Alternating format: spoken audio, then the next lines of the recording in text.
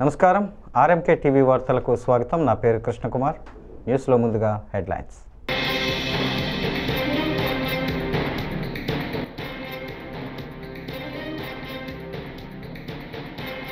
పొట్టి శ్రీరాములు వారసులను సత్కరించిన మంత్రి లోకేష్.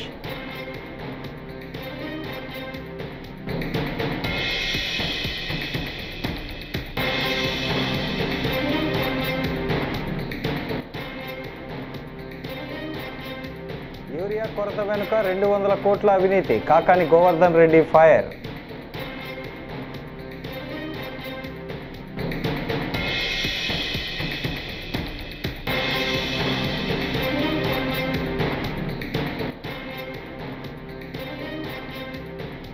బంగాళాఖాతంలో తీవ్ర అల్పపీడనం, ఏపీలో పలు జిల్లాలకు వర్ష సూచన.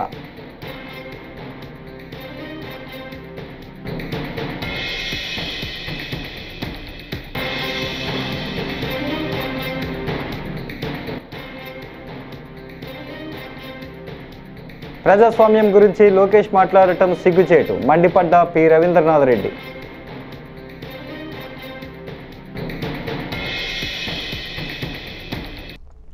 ఇక డీటెయిల్స్ చూస్తే, తూలూరు మండలంలో బుధవారం 58 అడుగుల పొట్టి శ్రీరాములు కాంస్య విగ్రహం స్మృతివనం భూమి పూజ కార్యక్రమం జరిగింది.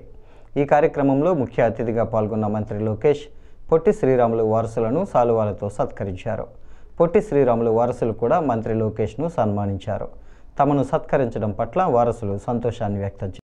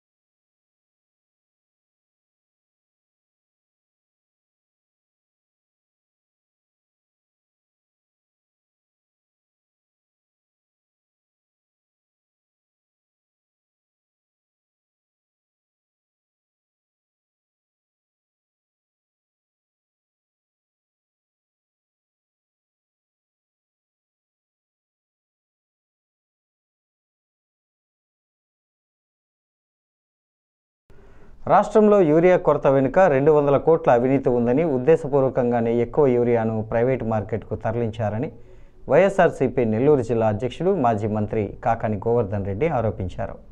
అందుకే రైతు సేవా కేంద్రాలు, మార్క్ఫెడ్ నుంచి యూరియా పంపిణీ కావటం లేదని ఆయన గుర్తు చేశారు. అకాల వర్షాలు పడి పంట నష్టం కానీ, వర్షాభావంతో పంట నష్టాలు కానీ, వాళ్ళకి సంబంధించినటువంటి నష్టపరిహారం కానీ, అర్హులైనటువంటి వాళ్ళకి అన్నదాత సుఖీభవ ఇవ్వకుండా పోవడం కానీ, వీటన్నిటి మీద నిరసన వ్యక్తం చేసి వెంటనే ప్రభుత్వ దృష్టికి తీసుకువెళ్ళడానికి ప్రతి ఆర్డీఓ కార్యాలయం ముందు నిరసన కార్యక్రమాన్ని నిర్వహించి ఆర్డీఓలకు వినతి పత్రం ఇవ్వాలి ఈ నెల 9వ తేదీ అని చెప్పి వైఎస్ఆర్ కాంగ్రెస్ పార్టీ ఈరోజు దానికి సంబంధించి ఒక నిర్ణయం తీసుకోవడం జరిగింది. ఈ నిర్ణయం ఎప్పుడైతే ప్రకటించామో, మేము ఏ విధంగా అయితే రాష్ట్రంలో ప్రజలకు సంబంధించి, రైతులకు సంబంధించి, రైతుల ఇబ్బందులకు సంబంధించి నిరసన చేయాలి, పోరాటాలు చేయాలనేటువంటి నిర్ణయం తీసుకున్న వెంటనే చంద్రబాబు నాయుడులో హడావిడి మొదలైంది. మామూలుగా చంద్రబాబు నాయుడు ప్రాధాన్యత ఏంటంటే ప్రజలకు అవసరమైనటువంటి పనులు గుర్తించి చేయడం కాదు. ప్రతిపక్షం ఏదైనా సరే గళం విప్పితే వెంటనే దాన్ని అణగదొక్కడానికి చేసేటువంటి ప్రయత్నమే చంద్రబాబు నాయుడికి ప్రాధాన్యత. అందులో భాగంగా ఈరోజు చంద్రబాబు నాయుడు నిన్న సోమవారం రోజు, మొన్నటి రోజు కొంతమంది వెళ్ళి మేము గ్రీవెన్స్ డేలో అర్జీలు ఇచ్చుకుంటాం, మాకు యూరియాకు సంబంధించినటువంటి సమస్యలు ఉన్నాయంటే రైతులను ఎక్కడికక్కడ అరెస్ట్ చేయడం జరిగింది, నిలువరించడం జరిగింది, నిరోధించడం జరిగింది, అడ్డగించడం జరిగింది. ఇప్పుడు లేనటువంటి పరిస్థితి. దానితో పాటు ఈరోజు మనం 9వ తేదీ అని చెప్పాం కాబట్టి ఒక కార్యక్రమం ఏర్పాటు చేసి ఆయన 30 ఏళ్లు పూర్తి చేసుకున్నట్టుగా భారత రాష్ట్ర సమితిలోని కొందరు తనపై పనిగట్టుకొని దుష్ప్రచారం చేశారని కల్వకుంట్ల కవిత ఆరోపించారు. మాజీ మంత్రి హరీష్ రావు, మాజీ ఎంపీ సంతోష్ను ఉద్దేశించి ఆమె ఈ వ్యాఖ్యలు చేశారు. బీసీల అంశంపై మాట్లాడుతుంటే పార్టీకి వ్యతిరేకంగా మాట్లాడుతున్నట్లు చిలువలు పలువలుగా ప్రచారం చేశారు. నేనేమైనా తప్పు మాట్లాడానా? సామాజిక తెలంగాణ బీఆర్ఎస్కి అవసరం లేదా? బంగారు తెలంగాణ అంటే హరీష్ రావు, సంతోష్ ఇళ్లలో బంగారం ఉంటే అవుతుందా? నేను రామన్నను గడ్డం పట్టుకొని అడుగుతున్నా అని కవిత అన్నారు. పెద్ద సార్కు నీడలాగా సంతోష్ రావు గారు ఉంటారు. సంతోష్ రావు గారి గురించి 2 నిమిషాలు చెప్తాను. కూరలా ఉప్పు ఎట్లుంటది ఈయన అట్లా అన్నట్టు, ప్రతి దాంట్లో చెడగొట్టడానికి కొంచెం ఉండాలి కదా, అట్లాంటి వాడు. కాబట్టి చెప్పక తప్పదు ఈయన గురించి. చెప్పులో రాయి చెవులో జోరిగా అంటాం కదా, అట్లాంటి టైపు. కాబట్టి ఖచ్చితంగా చెప్పాలి. విషయం ఏంటంటే ఈయన ధనదాహం ఎట్లాంటిదంటే సంతోష్ రావు గారిది, రామన్న కాన్స్టిట్యున్సీ, కేటీఆర్ అన్న కాన్స్టిట్యున్సీ నేరెళ్లలో ఇసుకలారి గుద్ది ఒక దళిత బిడ్డ చనిపోతాడు. సరే, దాని మీద పాపం అక్కడ ఆ రోజు అందరు అజిటేషన్ చేస్తే ఈయన సంతాన అడ్వాంటేజ్ ఏంది, ఇక్కడ కూర్చుంటాడు సార్ దగ్గర, సీఎంఓలకి వెళ్ళి ఫోన్ చేసి అక్కడ ఉన్న పోలీసు వాళ్ళందరినీ ఒత్తిడి పెట్టి 7 దళిత బిడ్డల్ని కొట్టినరండి.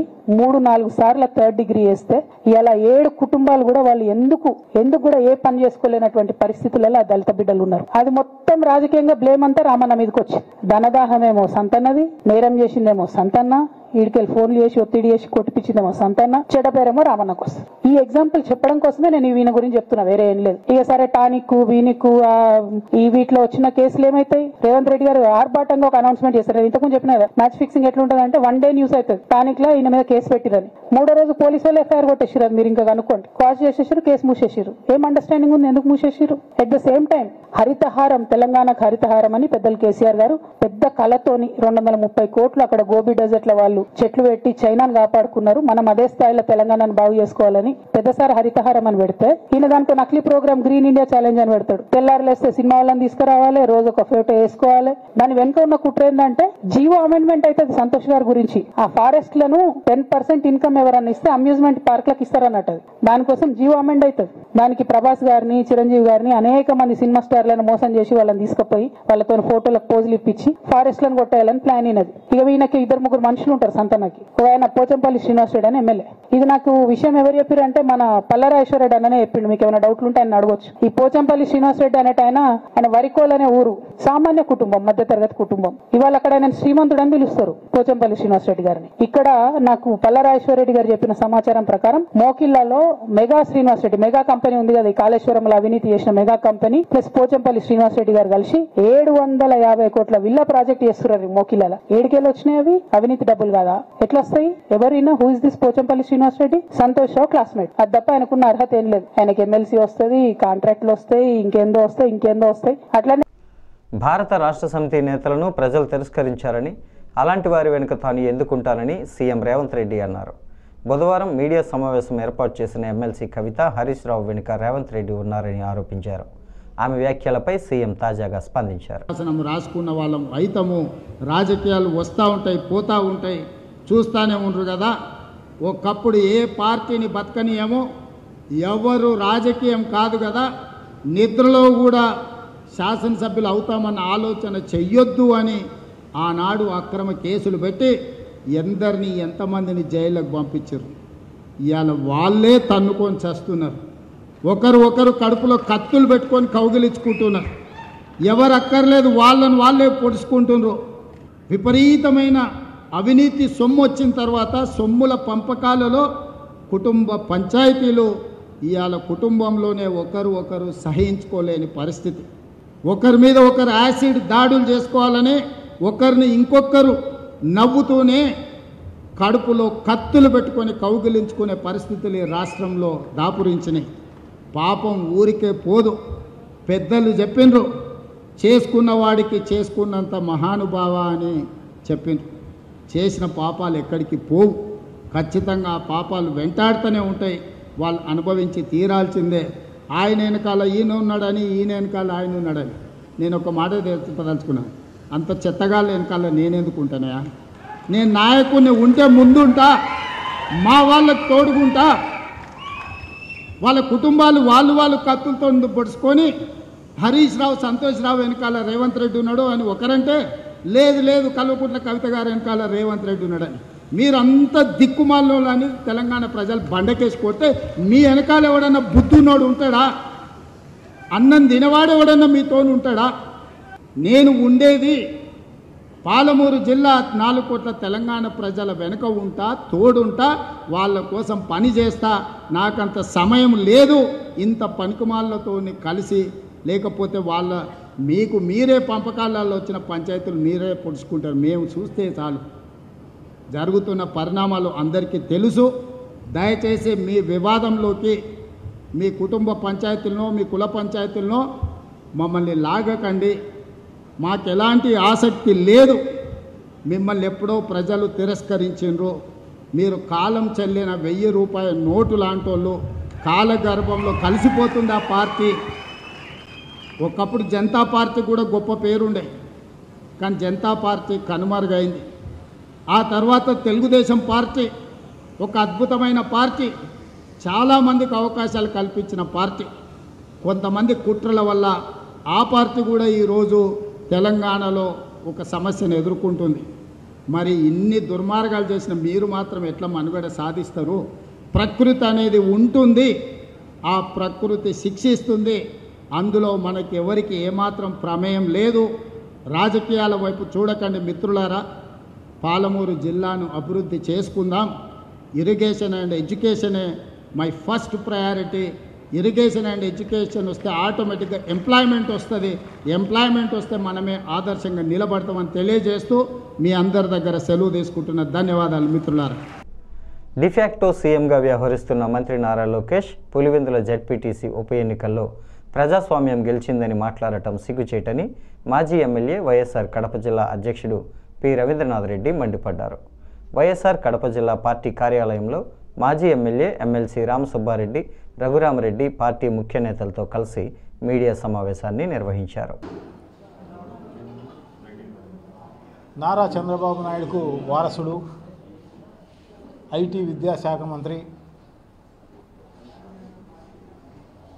సో ఇంత పెద్ద ఎత్తున ఉన్నాయి కాబట్టి వారసుడు అనే ఎక్స్పెక్టేషన్ కూడా ఉంటుంది. కాబట్టి భవిష్యత్తులో ఈరోజు కాకుండా రేపు ముఖ్యమంత్రి అయ్యే ఛాన్సు ఉండే అవకాశం ఉంటుంది. కాబట్టి ఆయన జిల్లాకు అదే పనిగా అందరితో కలిసి వచ్చేది వేరు.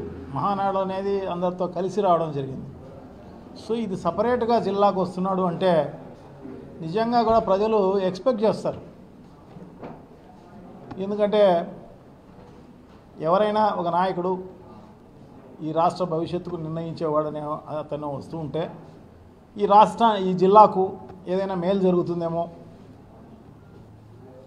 కనీసం ఆయన విద్యాశాఖ కన్నా మేలు జరుగుతుందేమో అని చెప్పేసి అందరూ ఎక్స్పెక్ట్ చేసి ఉంటారు.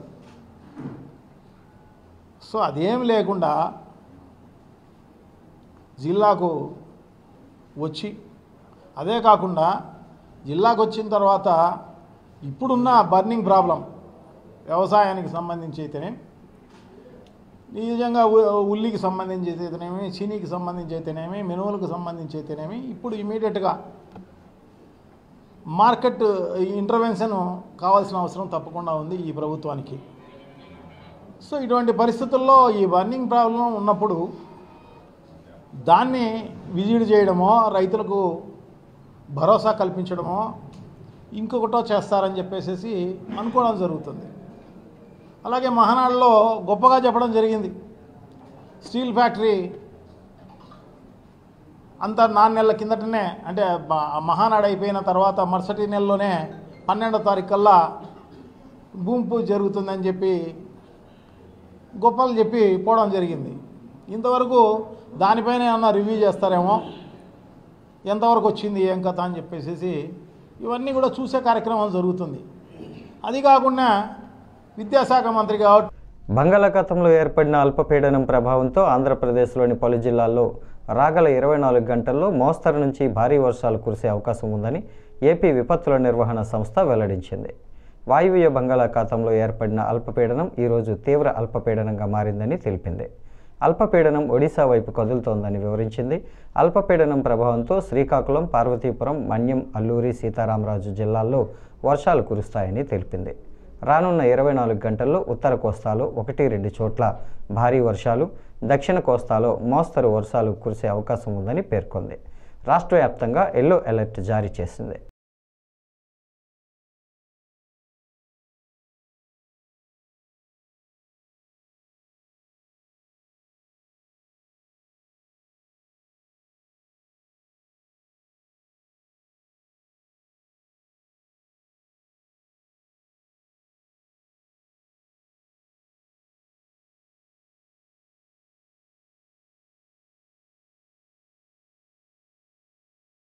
తిరుమలలో టీటీడీ తీసుకున్న కక్ష సాధింపు నిర్ణయాలతో తమ కుటుంబాలు వీధిన పడుతున్నాయని టాక్సీ జీప్ డ్రైవర్లు ఆవేదన వ్యక్తం చేశారు. తిరుపతి ఎమ్మెల్యే శ్రీనివాసులు ఇంటి ముందు నిరసన చేపట్టిన డ్రైవర్లు నో పార్కింగ్, ఓవర్లోడింగ్ కారణాలతో తమను వేధిస్తున్నారని, నెలల తరబడి తమ వాహనాలను తిరుమలకు అనుమతించకుండా బ్లాక్ చేస్తున్నారని వాపోయారు. దీంతో తమ కుటుంబాల జీవనం కష్టతరంగా మారిందని తెలిపారు.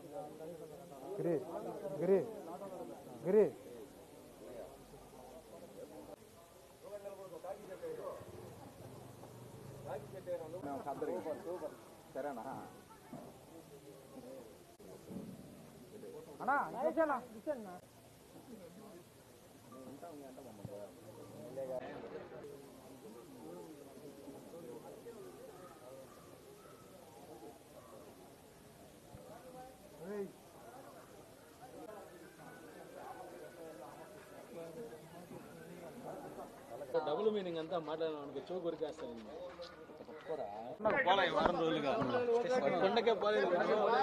లోకి స్టార్ట్ చేసేదా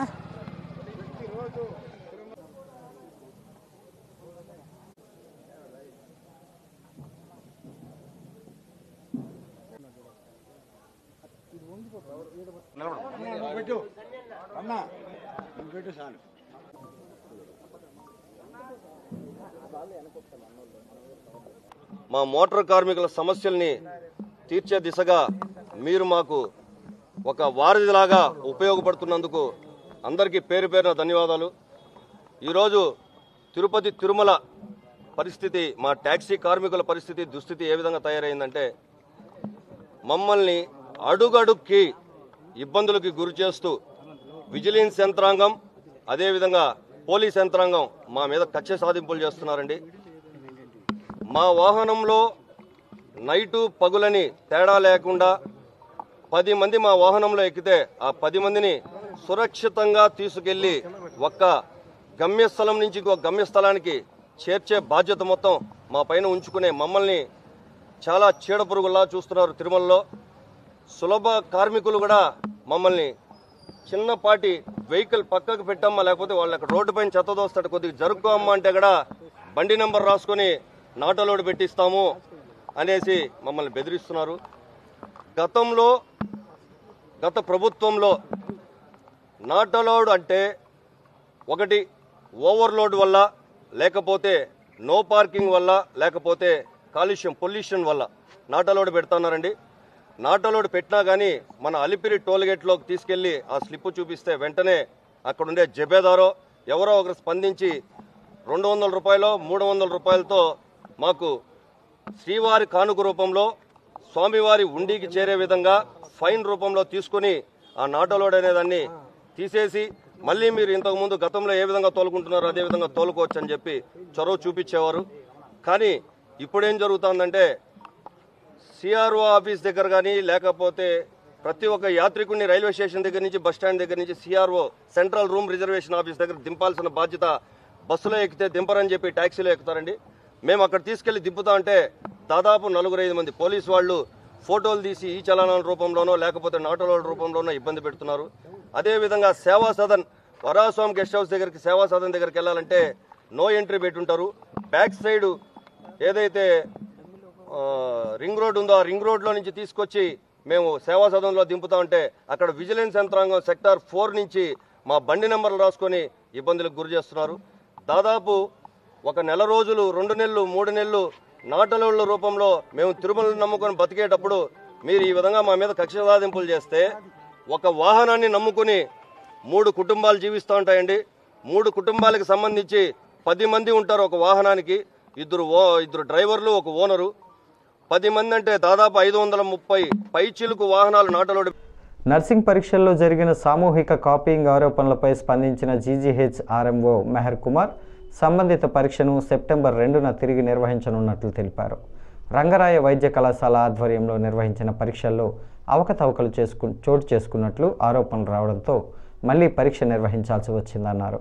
బుధవారం ఆయన మీడియాతో మాట్లాడారు.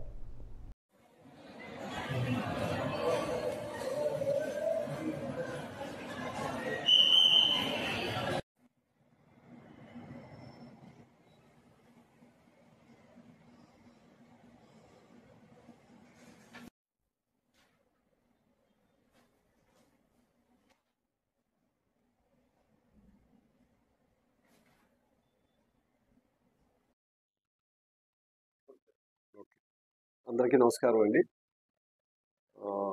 22వ తారీఖున నుంచి 2వ తారీఖు వరకు సప్లిమెంటరీ జిఎన్ఎం ఎగ్జామ్స్ జరిగినాయండి. ఎగ్జామ్స్లో అయితే నేను assistant chief superintendent of examination conduct చేయడం జరిగిందండి. అందులో ఒక ఎగ్జామ్ 28వ తారీఖు జరిగిన ఎగ్జామ్ మాస్ కాపింగ్ జరిగిందండి. మీడియాలో అట్లా రావడం జరిగిందండి. అది క్యాన్సిల్ అయ్యి మళ్ళీ 2వ తారీఖు కండక్ట్ చేయడం జరిగింది. ఆ రోజు 28వ తారీఖు వచ్చిన ఎగ్జామ్స్ ఫస్ట్ ఇయర్ ఎగ్జామ్ అనేది 1305 మంది ఎగ్జామ్ రాయడం జరిగిందండి. 4 హాల్స్లో ఎగ్జామ్ కండక్ట్ చేయడం జరిగిందండి.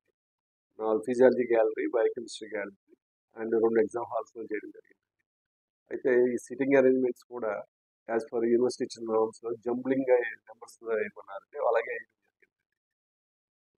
సో మాకు తెలిసి అయితే మాత్రం మాస్ కాపింగ్ ఏం జరగలేదండి. బట్ అన్నిట్లో మాస్ కాపింగ్ వచ్చిందండి. డెసిషన్ తీసుకుని మళ్ళీ ఎగ్జామ్ కండక్ట్ చేయడం జరిగింది.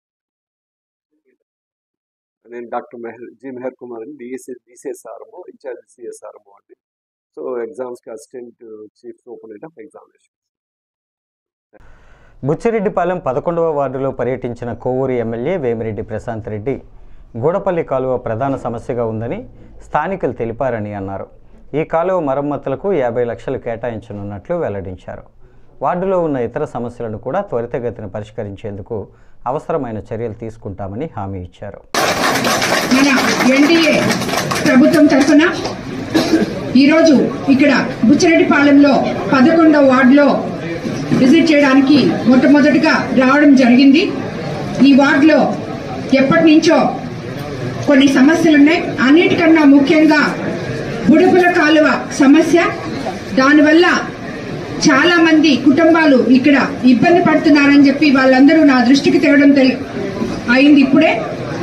దాని మీదట మేము ఇమ్మీడియట్ గా కమిషనర్ గారు చైర్మన్ తో అందరితో కలిసి మాట్లాడి ఇమ్మీడియట్ గా డెసిషన్ తీసుకొని ఇక్కడ ఈ బుడపుల కాలువకి ఫస్ట్ 50 లక్షలతో దాన్ని ముందు ఏదైతే ఫస్ట్ ఎక్కడి నుంచి చేయాలో, ఏదైతే ఫస్ట్ చేసి సెకండ్ స్టెప్ చేయాలో ఆ విధంగా ప్లాన్ చేసి ముందు అక్కడి నుంచి స్టార్ట్ చేయడం జరుగుతుంది.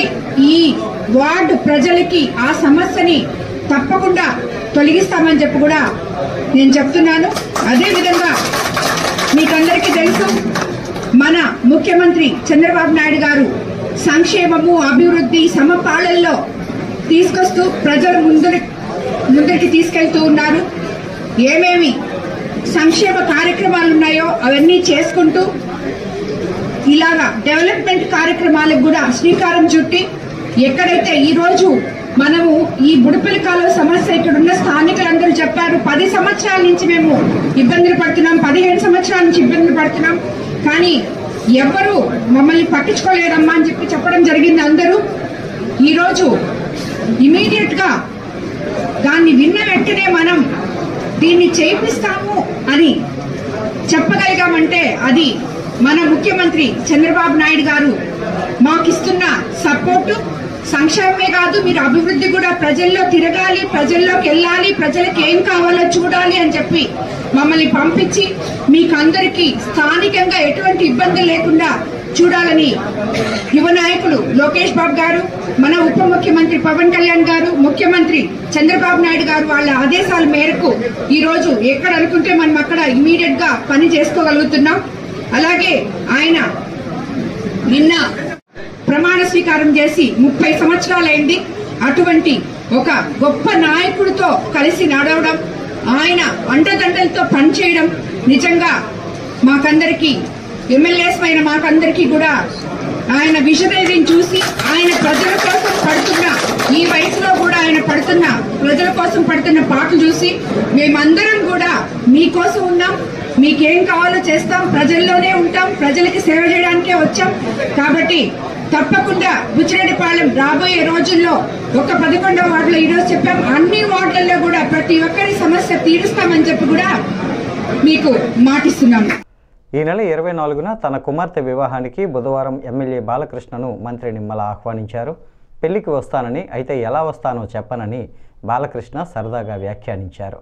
ఈ సంభాషణ ఇరువురి మధ్య స్నేహపూర్వక వాతావరణాన్ని ప్రతిబింబించింది.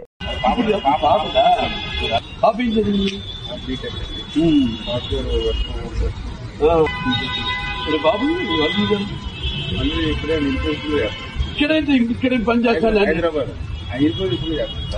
ఊరేదండి భీమవరం అలాది హైదరాబాద్ భీమవరం పాల్గొల్లు మా ఇల్లు ఉన్నారుగా గణపతి గారు అబ్బాయి ఇప్పుడు సినిమా షూటింగ్ వెళ్ళినప్పుడు వాళ్ళ ఇంట్లో దిగాను కృష్ణబాబు వెళ్ళి 24 ఎక్కడ పాల్గొల్లు అదే ఇప్పుడు 24 మంది సాంగ్ ఉంటుందండి అయిపోతుంది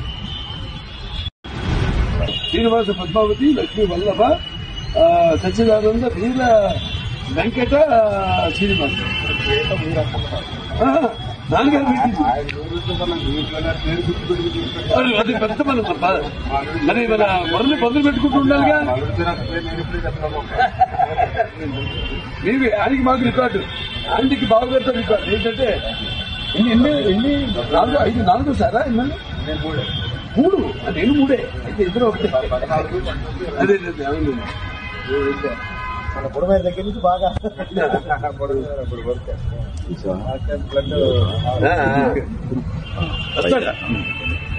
అయ్యో నెట్ వస్తా ఏంటి అన్నది చెప్పండి వస్తా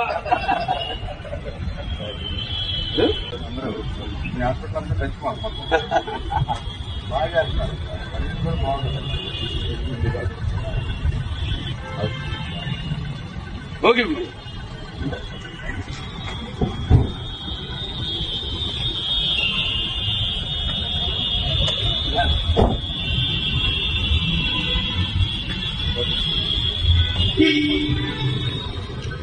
ఈ వార్తలు ఇంతటితో సమాప్తం. నమస్కారం.